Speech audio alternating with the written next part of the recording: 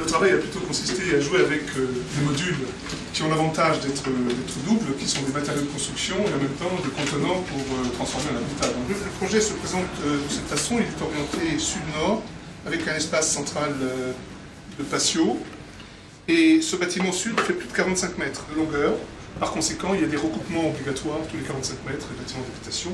Et on a dû donc ériger ici, à 35 mètres, ériger un mur en béton armé, autostable, pratiquement. Les éléments modulaires sont constitués de plusieurs modules posés sur une charpente métallique,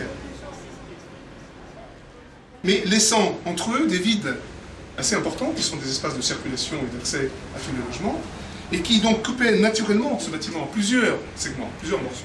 Donc la charpente nous a aussi servi, évidemment, à mettre en jeu tous ces planchers d'accès et de confort aussi, puisqu'on a intégré dans le projet des parties de terrasse ou de balcons avancés qui permettent aux étudiants qui sont dans les étages, évidemment, de pouvoir sortir à l'extérieur, y compris directement depuis leur logement pour ce qui touche les conteneurs qui sont disposés au sud.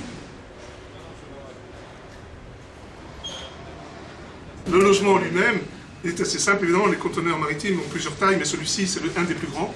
Il fait 3 mètres de haut, il fait 2,50 mètres de large et 12 mètres de long. Ce qui fait une surface surtout de 30 mètres carrés. Mais une fois isolée, la surface redescend à 24-25 mètres carrés habitable. La disposition des ouvertures s'est imposée naturellement aux deux extrémités, de manière à apporter de la lumière le plus loin possible, et la disposition centrale des services, salle de bain,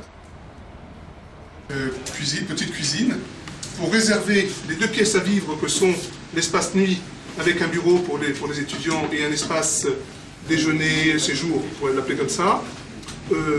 Donc double orientation à chaque fois, et de temps en temps une terrasse, un petit balcon, plutôt un balcon, oui, on va appeler ça comme ça quand même. Au rez-de-chaussée ici, il y a un logement du gardien, alors on a juxtaposé deux conteneurs en enlevant la paroi, une des parois latérales, ce qui fait que le gardien dispose d'un logement de 60 mètres carrés, qui a pu être aménagé correctement, puisqu'il y a une grande chambre, salle de bain, cuisine, séjour. Bon, la laverie, elle est dans un conteneur, elle est intégrée, si je puis dire, là-dedans. Le local poubelle, c'est aussi un conteneur. Les locaux techniques, c'est aussi un conteneur transformé. L'intérêt des étudiants, c'est d'avoir un espace central assez important. L'eau est ici.